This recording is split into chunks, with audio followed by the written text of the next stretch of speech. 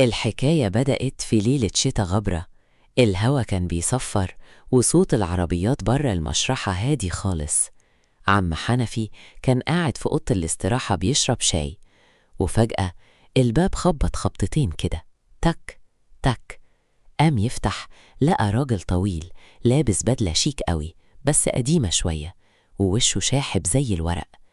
الراجل سأله بصوت واطي: يا عم حنفي، الأمانة وصلت؟ عم حنفي استغرب، الأمانة في المشرحة؟ يعني جثة؟ بس الراجل ده شكله مش قرايب حد. قال له: أمانة إيه يا أستاذ؟ لسه مفيش حالات جت النهاردة. الراجل ابتسم ابتسامة غريبة وقال له: هتيجي كمان 5 دقايق، خلي بالك منها.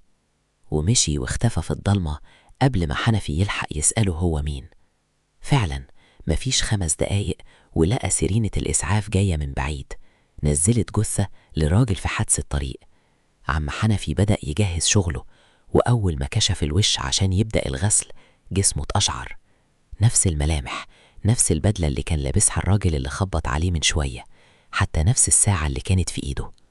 وانتظروا الجزء اللي هيكون فيه الأحداث المرعبة، واشترك في القناة ليصلك كل جديد.